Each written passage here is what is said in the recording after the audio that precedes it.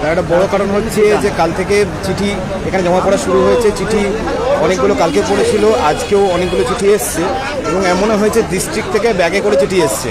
সেটা দেখানোর জন্যই আপনাদেরকে এই লাইভটা করলাম। যে আর এখনও পর্যন্ত যারা দেননি তারা অবশ্যই এই 2-3 দিনের মধ্যে সমস্ত চিঠি কিন্তু এখানে দেবেন।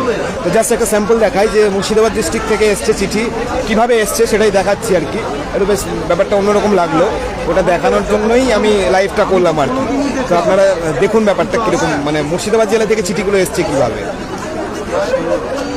আপনার দা ব্যাগে করে চিঠি এসছে।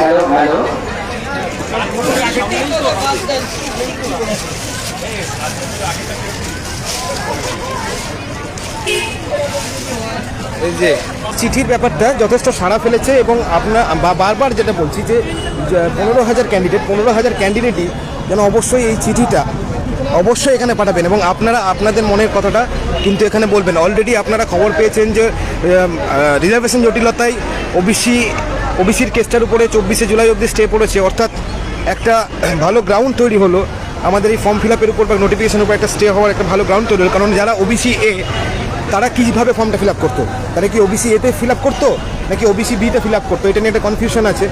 তাই ধরুন ওবিসি এ যারা ছিলেন 2016তে পরীক্ষা দিয়েছিলেন তাদেরকে দেখা যায় লিস্টের ওবিসি বিতে করা হয়েছে, তাহলে ওবিসি এ থেকে ওবিসি বিতে আলাদা সার্টিফিকেট করতে হবে, সেটা একটা প্রসিডিওর ছিল, তাহলে সেটা টাইম টেকিং ব্যাপার। তাই এটার উপর স্টে পড়াতে অনেকে একটু হলেও আশ্বস্ত হলেন। আর ওই চিঠির যেটা ব্যাপারটা দেখাচ্ছিলাম সেটা দেখাই, সেটা ওইখানে তো আপনাদেরকে দেখালাম, আর আরেকটা জায়গায় দেখাই। এই হচ্ছে আমাদের চিঠি, একটা বড় ব্যাগে দেখা আছে, এখানে প্রচুর নয়, এখানে মোটামুটি নাই করে প্রায় 1000 খানেক চিঠি এখনো পর্যন্ত গতকালকে জমা পড়েছে। মোটামুটি একটা দেখা কতগুলো আছে, মোটামুটি নিচ থেকে দেখা মোটামুটি এই মোটামুটি 500 এই ব্যাগে হবে।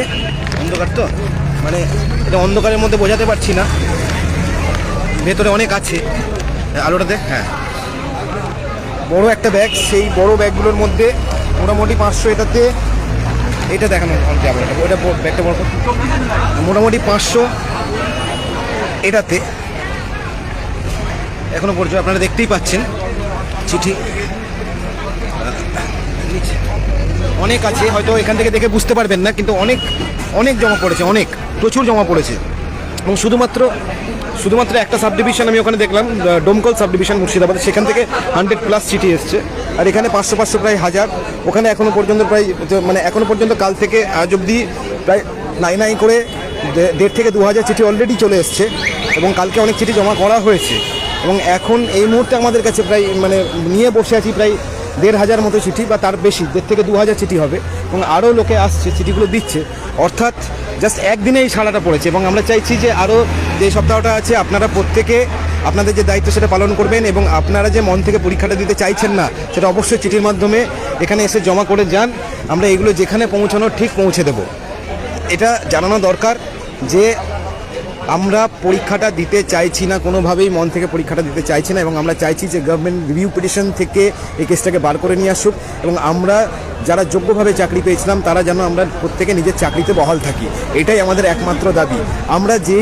আমরা যে দোষটা করিনি সেই দোষের শাস্তি আমরা পেতে রাজি নয়, এইটা প্রত্যেকে। সেই জন্য দেখুন প্রত্যেকটা আন্দোলন, প্রত্যেকটা প্রতিবাদের একটা ধরন আছে, রাস্তার আন্দোলনের একটা ধরন আছে, আপনার অনশনের একটা ধরন আছে, ধর্নার একটা ধরন আছে এবং এই চিঠি পত্র আন্দোলন, আমরা এটাকে পত্র আন্দোলনই বলছি, এই পত্র আন্দোলনের একটা ধরন আছে এবং এই আন্দোলনটাকেও সফল করতে হবে এবং কাগজ এবং কলমের প্রচুর জোর, এই জোরটা আমাদেরকে দেখাতে হবে, কারণ আমরা টিচার্স, কাগজ এবং কলমের জোরই আমাদের সবথেকে বেশি হওয়া উচিত।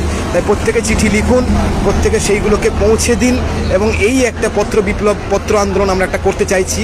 প্রত্যেক দিন, প্রত্যেক সপ্তাহে কিছু না কিছু পত্র আন্দোলন আমরা করব, যেখানে যে চিঠি পৌঁছানোর দরকার সেখানে পৌঁছবো। আমরা প্রেসিডেন্টকে চিঠি দিয়েছি, আমরা এডুকেশন মিনিস্টারকে দেবো, আমরা চিফ মিনিস্টারকে দেবো, আমরা এসএসসি চেয়ারম্যানকে দেবো, আমরা সচিবকে দেবো, আমরা প্রয়োজনে প্রধানমন্ত্রীকে দেবো, প্রয়োজনে স্বরাষ্ট্র মন্ত্রীকে দেবো, আমরা যেখানে মানবাধিকার কমিশনে দেবো, যেখানে যে চিঠি দেওয়া দরকার আমার প্রত্যেকটা চিঠি দেবো, এবং এই কাজটা বাড়িতে বসে করা যায়।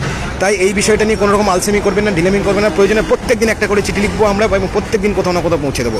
এইটাকে টেক ইট মোস্ট সিরিয়াসলি। অবশ্যই বারবার এই কারণে বলছি যে এইটার একটা বিশাল ইম্প্যাক্ট আছে, হিউজ ইম্প্যাক্ট আছে।